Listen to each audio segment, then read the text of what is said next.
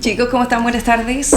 Aquí estamos nuevamente con Hugo, nuestro asesor laboral especializado, para que ustedes igual lo sigan en sus redes sociales. Súper bueno asesorarse con alguien que sepa. Hoy estamos para despejar algunas dudas de un tema bien vapuleado, Hugo, que es el sueldo empresarial. Antes llamado sueldo patronal, que eso hay hartas confusiones al respecto todavía, los topes, las imposiciones. Vamos a aclarar un poquito a nuestros clientes. Migraron muchos de los socios de nuestras empresas a dejar de percibir un sueldo o pagarse cotizaciones dado estos nuevos cambios en la ley. Cuéntanos un poquito. En principio hubo mucho tráfico de conocimientos y eso creó dudas. Pero creo que las dudas se han ido despejando con el pasar de los tiempos. Ya podemos tener claridad respecto a si puede o no, o debe, o es voluntad de el socio o accionista de pagarse cotizaciones previsionales o no. Eso ya está ratificado que es voluntad del socio. Determinar si quiere estar afecto al pago de cotizaciones o no estar afecto al pago de entendiendo que las imposiciones ya no son de cargo de la empresa, que sería como, porque al ser voluntarias pasan a ser como, se empiezan a pagar como independientes, entonces por ahí como que los socios están en desacuerdo de pagar o no pagar sus imposiciones. Tiene una particularidad el sueldo empresarial. Primero, no es necesario la obligación de celebrar un contrato de trabajo. No es obligatorio. No se rige por el Código Laboral, por tanto no genera indemnizaciones. O sea, ni vacaciones. Ni vacaciones. Ningún derecho. No, es que eso no se rige por el Código Laboral, por tanto no hay ninguno de esos derechos sustentados en ningún tipo de contrato, porque tampoco es obligatorio la celebración de un contrato. Básicamente es un beneficio tributario para rebajar gastos, entiendo. Ahí ustedes son los expertos en la materia. Personalmente, para mí, no sé si un beneficio tributario, porque el sueldo siempre se había podido rebajar antes, incluidas las cotizaciones. Y hoy puedo rebajar el sueldo, más no las cotizaciones.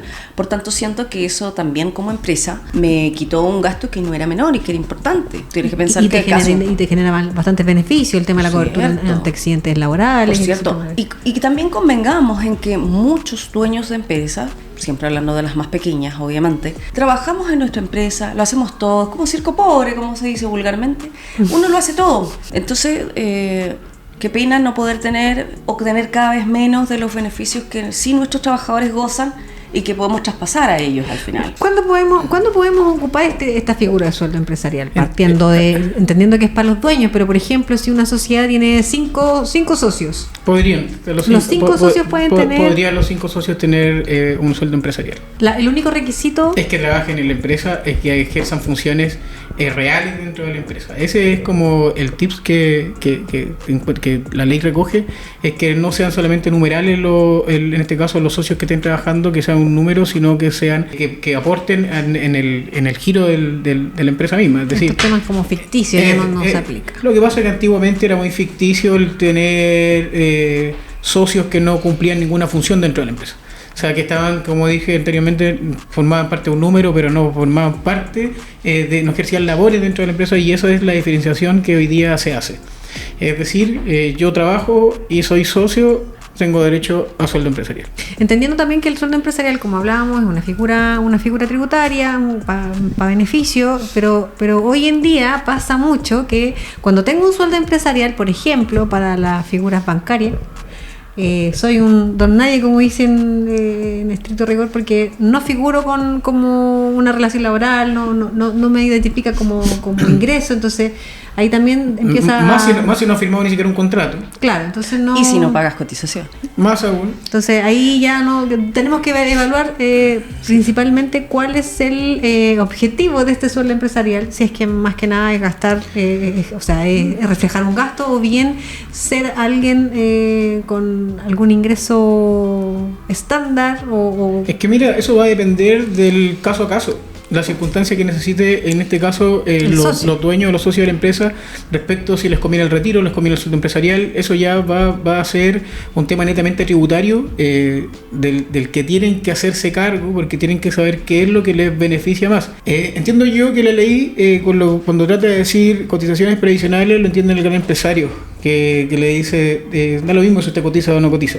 Usted tiene seguro, usted no se va a despedir. Claro, o sea, usted está en otro estatus, pero como cuando el dueño del circo, los socios hacen todo, son circo pobre, ahí ya uno podría decir tal como lo plantea Cristina. No tienes ni siquiera mutual. O sea, un accidente laboral no tengo cómo hacerlo.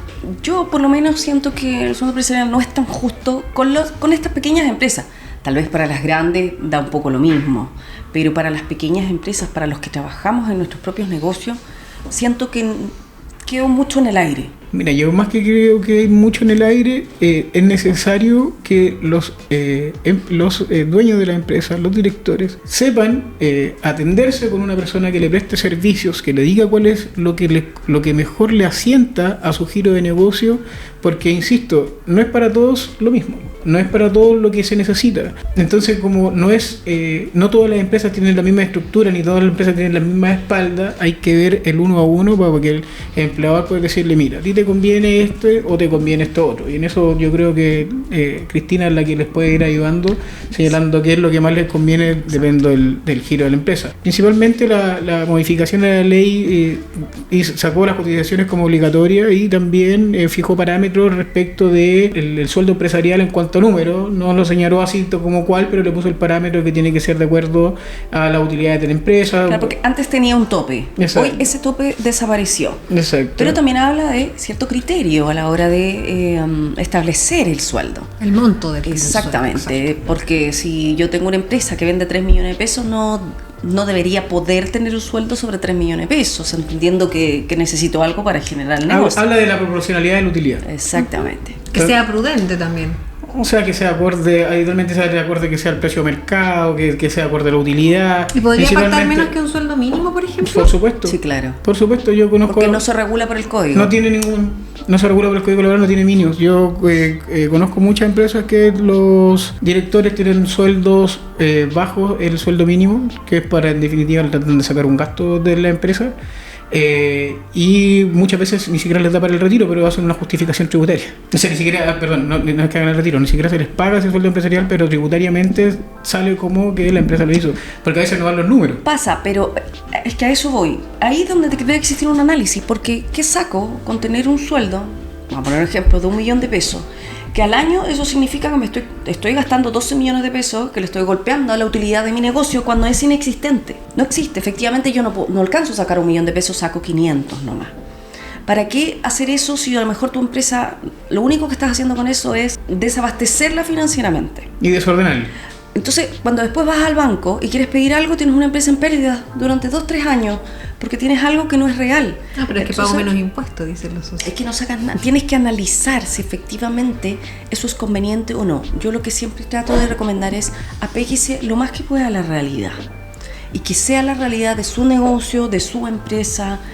No trate de inventar cosas, no crea que porque le ponga más, es que voy a pagar menos impuestos. Porque el que usted pague menos impuestos hoy significa que mañana no tiene acceso a ningún tipo de ayuda financiera por parte de los bancos. Y también es un problema, porque si usted quiere hacer crecer su negocio. Pan para hoy, hambre para mañana, como decía. Tal cual, mi abuelita tenía mucha razón, si era muy sabia. Pero efectivamente, ¿cómo pido yo al banco algo si el banco me va a analizar ciertos ratios financieros y si yo tengo una empresa a pérdida 2-3 años? Por eso yo reitero que la asesoría es muy necesaria en la toma de decisiones de cómo se plantea mi sacada de dinero de la empresa. Entonces, no es decir, ya lo voy a hacer así este mes, el próximo mes veo cómo me va. No, esto tiene que ser una planificación. Las planificaciones se hacen a lo menos a un año, sabiendo cuáles son mis flujos, mis cajas, cuál es mi historia del año anterior, para sacar un promedio y decir, ya, tengo cierta tendencia porque podría sacarla. Lo que pasa es que a muchos clientes nos pasa mucho, es que yo quiero pagar lo menos posible de impuestos. Yo necesito liquidez hoy día. Entonces, nos pasa mucho esto de mientras menos impuesto pague, mucho mejor. Entonces, me pongo menos gastos, platas por negro, etcétera. Entonces, este sueldo empresarial pasa a ser como, más que nada, para poder rebajar impuestos. pero a la larga, finalmente... Salvo que a eso voy, salvo que tú tengas una planificación y diga yo tengo ciertos contratos, he generado durante un transcurso de tiempo cierta utilidad que me permita yo decir ya, me proyecto de aquí el año siguiente ganando X cantidad o haciendo retiro. Por eso es muy importante saber el movimiento de tu negocio tributariamente para saber en definitiva, tu contable y tributariamente para saber en definitiva cuál es la mejor opción para ti. No hay un traje definido de decir ya, póngase ese que le va a quedar a todos bueno. No es así. Hay que evaluar cada caso a caso. Exactamente. Hay que solicitar asesoría. Siempre asesoría. Lo que pasa es que pasa bastante y ahí los problemas, bueno, las pymes, y está probado, están las estadísticas, los primeros 3 años son determinantes en el manejo administrativo de las pymes. Se orientan los dueños y las pequeñas empresas a las ventas. No es que tengo que vender, la parte administrativa queda agotada, entonces pues estás lleno de multas, no existe esta planificación, no quiero pagar ni un asesor ni financiero ni un asesor legal porque es mucho costo, y resulta que a la larga tomaste malas decisiones para tu negocio que o te llevaron a no poder seguir lamentablemente con tu negocio, o a que estés lleno de multas y de problemáticas y de falta de documentos, que yo lo veo todo el tiempo.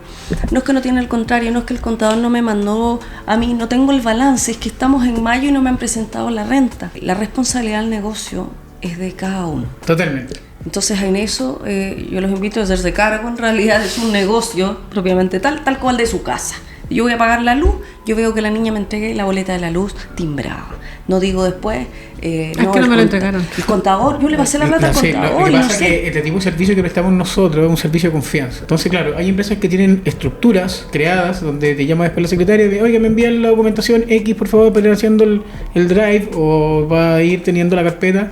Entonces tú dices, ya, y hay otras que tú tienes que decir, oiga, le puedo dejar la documentación, se la voy a enviar, oiga, le voy a hacer un drive para que mantenga usted la información. Entonces también tiene que ver con el tipo de empleador con el que nos estemos tocando. Hay empleadores que son muy amateur y no es porque los esté discriminando, sino porque les ha costado más, han empezado muy de abajo y en el transcurso se dan cuenta que ya tienen una empresa, que la empresa factura y harta cantidad de plata, y de repente dice, ¿cómo lo hago? ¿Cómo saco la plata? ¿Cómo saco mi utilidad? Y empiezan a sacarla como ellos quieren, tienen las cuentas corrientes enlazadas personales con la empresa. Exacto. Es un caos. Entonces, sí.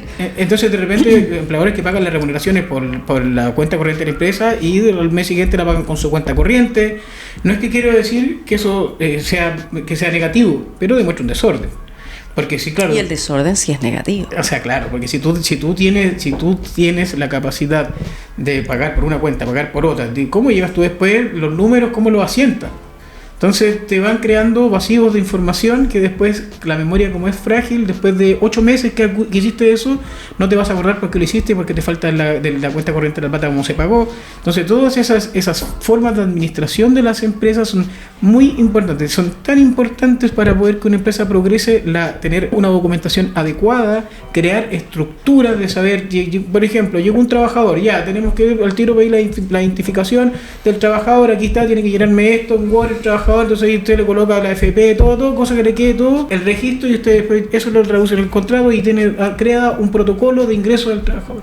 Entonces cuando tú creas estructuras, que a eso es lo que iba, tu trabajo se hace muy fácil de hacer. Mucho más llevadero. Y para todos, porque por ejemplo si trabajan hartas personas dentro de la empresa, es muy posible que si creamos estructuras, llega un trabajador y a todos los trabajadores de esa empresa ya sabe cuál es su obligación respecto de aquel trabajador que llegó. Será la secretaria pasarle el contrato, la encargada de recursos humanos, el otro de subir existe un proceso, da lo mismo cuál persona la tome. Exacto. Entonces tú vas instaurando protocolos, que esos mismos protocolos después tú los puedes llevar al reglamento interno. O sea, llega un trabajador, el protocolo será el siguiente y le asignamos funciones a todos los asientos que están dentro de la oficina. Hay 5 asientos, cada asiento de trabajador tiene su función. Por tanto, todos los temas administrativos son tanto o más importantes los temas administrativos que solamente la parte comercial operativa. Solamente las ventas. Entonces, claro, si te enfocas solo en vender y tienes un desastre en la parte administrativa, créame que ese negocio no va a funcionar. De repente, empezando el trabajo, hay que ir al comparendo, el trabajador, liquidaciones de sueldo. No hay. ¿Qué te falta preguntarme qué son las liquidaciones de sueldo? Entonces, no, si las tengo, oiga, pero no las ha firmado el trabajador, pero las tengo. ¿De qué le sirve que las tenga si no está firmado por el trabajador? O tengo algunas. Claro, o no, principalmente no tener algo tan simple como la liquidación del sueldo de los trabajadores firmada. El registro de asistencia enmendado. Entonces tú dices, ¿cómo usted hace control de la gestión dentro de su empresa si no tiene liquidaciones de sueldo, no sabe dónde están los contratos, no sabe que existe un registro de asistencia, los trabajadores firmen a la hora que quieran o firman en un día firman toda la semana completa y uno llega y entraron todas a las 8 y salieron todas a las 6 de la tarde? Entonces, cuando tú no tienes control de ese tipo de circunstancias, tú pierdes lo esencial, que es saber cómo trabajan tus trabajadores, el cumplimiento de las obligaciones. No hay ningún contrato en Chile que diga tienes que hacer tu registro de asistencia al ingreso, tu registro de salida. O sea, sí pueden haber, espero que no. Y eso será un incumplimiento grave de la obligación falsearlo. O que se lo haga un tercero, un compañero de oficina. No, yo llegué. De hecho pasa que como a veces no se controla eso, después viene el trabajador que faltó o llega más tarde y firma, como no hay nadie en la empresa que fiscalice o que revise ese libro en forma diaria, en permanente, ponen cualquier fecha, ponen cualquier hora, no vine, no importa, pero lo marqué. Y después, si tú quieres despedir, por ejemplo, que faltó 3 veces en el mes, quieres despedirlo por estas faltas, y cuando vas a ver el libro está firmado por el trabajador. O todo enmendado. Tú ves que de hecho hay números que no se ven bien, que no sabes si llegó a las 9 o llegó a las 8 porque el número está todo raro. Entonces, ante la interpretación, va a decir, no, yo llegué a las 8, lo que pasa es que escribí mal y le desarrollé a las 8. Entonces, si tienen una persona que esté viendo el registro de asistencia, le diga, oiga, aquí me tiene que hacer una firmita, colocarme la hora y colocar que cometió un error. Y pasarlo, si la empresa tiene estructura, va a tener un libro diario de acontecimientos, donde va a poder llevarlo el libro diario y señalarlo, un libro foliado día por día que diga el 15 de junio el trabajador enmendó el libro, señala acá su firma y señal de aceptación. O sea, si yo quiero tener recuerdos no me sirven las palabras. Los recuerdos tengo que tenerlos siempre a través de constancia de la ADT, libro diario. Y así yo me voy recordando. Amonestación. Lo que no está escrito no existe. Exacto. Por ejemplo, la amonestación verbal. ¿Tú cómo vas a poder probar que un trabajador le hiciste una amonestación verbal antes de hacerle la amonestación por escrito? Libro diario, libro de acontecimiento diario. Se amonestó verbalmente al trabajador por X hecho y si tú le pides la firma al trabajador. Es importante que lo firme. Se rehusó a firmar el trabajador. Y tú subes la constancia a la DT señalando que le amonestaste verbalmente. Entonces, así tú vas creando la historia del trabajador. La importancia además del resguardo. Totalmente, como empresa, totalmente. Incluso para el trabajador, porque también pasa que no firmó, pasó algo, lo mandaron a hacer un trámite, tuvo un accidente. Es un problema. Entonces también es un resguardo para nosotros como trabajadores.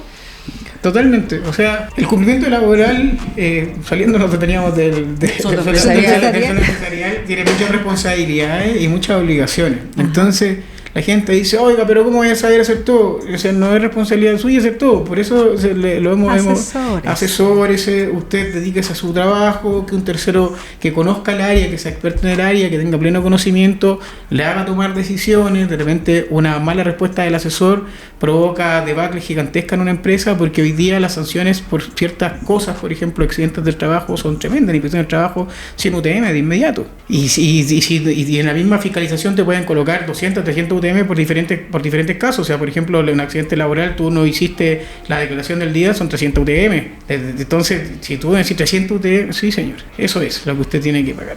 Cumplir no viene del punto de vista de decir yo lo hago, es tener la documentación necesaria para que acredite que usted lo ha hecho. Exacto. Porque en un tribunal, el juez con palabras, con testigo, usted como empleador no puede llegar por un testigo para decirle que usted le decía que el trabajador firmara a las 8 de la mañana el libro de asistencia y que no lo firmara a las 9, o lo firmara a la hora que llegara. Te lo puede decir, voy a traer testigo que yo le dije. O sea, no, pues usted su obligación es decirle que tiene que firmar a las 8. Si no me firma a las 8 y me firma a la hora que usted quiere, me firma a la hora que usted llega. De lo contrario, tengo que sancionarle una amonestación por escrito, o inclusive hay empresas donde colocan de carácter gravísimo el enmendar, y yo he visto muchas empresas que los despiden directamente. Por enmendar el libro.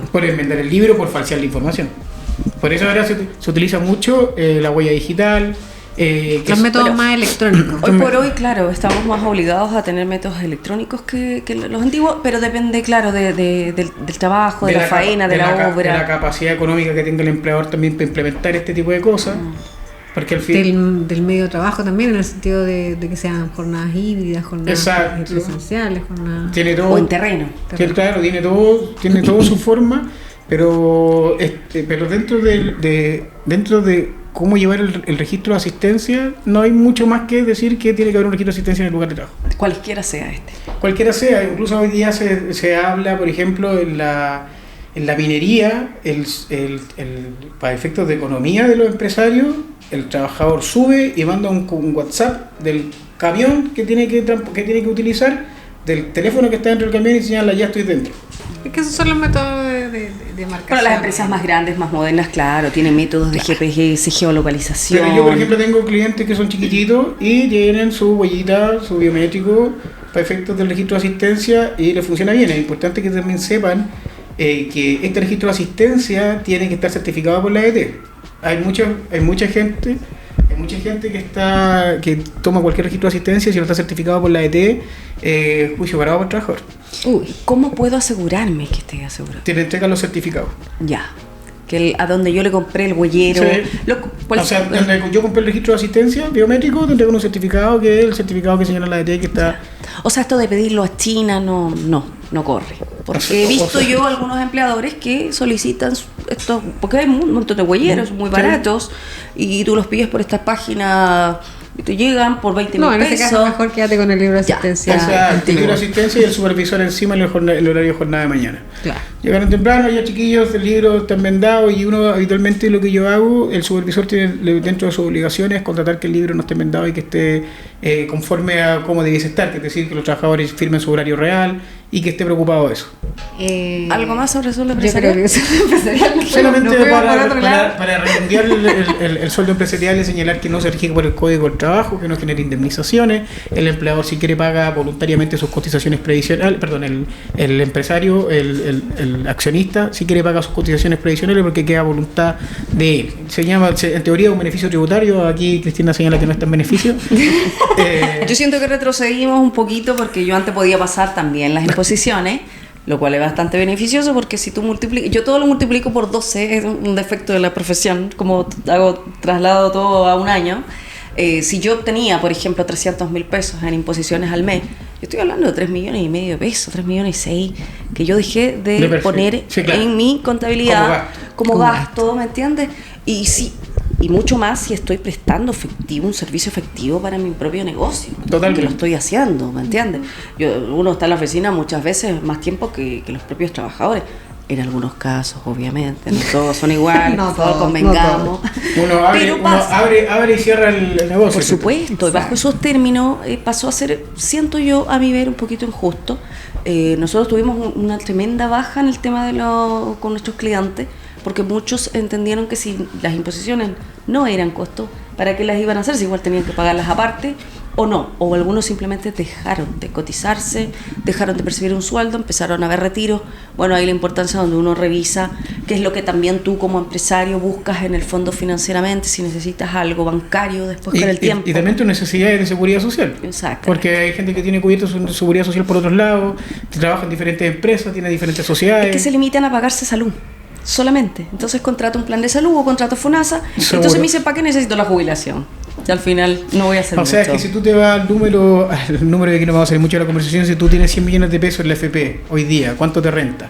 Y tú tienes esos 100 millones de pesos en un depósito a plazo, hoy día ¿cuánto te renta? Tú te vas a dar cuenta que la FP te va a pagar promedio 300.000 pesos cuando tú te jubilas teniendo 100 millones de pesos y hoy día los bancos te están dando el 0,42, 0,43. Cuando tú vas generando, o sea, llegas fácilmente a los 90, 80, 70, 100 millones de pesos cuando ya has trabajado 20, 30 años. Pero el problema es que ¿cuánto vas a recibir? Si ese es el tema. Me renta más que yo ponga la plata en un depósito a plazo, que también se puede asesorar con eso, porque hay que hablar con los bancos para que le den la mejor tasa. Exactamente. Así que eso, terminamos con esta conversación con nuestro querido Hugo.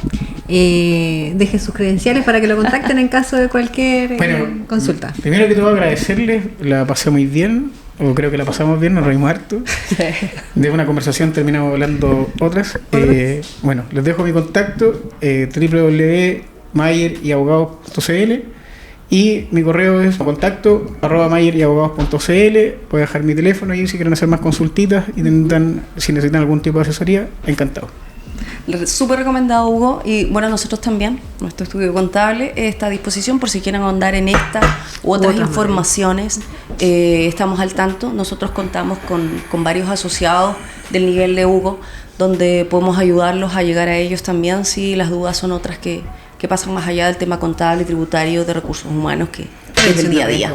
Así que síganos también en nuestras redes sociales. @losasesorías.cl, y también tenemos nuestra página web por si quieren ahí revisarnos y ver si somos tan reales como decimos. www.losasesorías.cl. Síganos. ¡Bravo!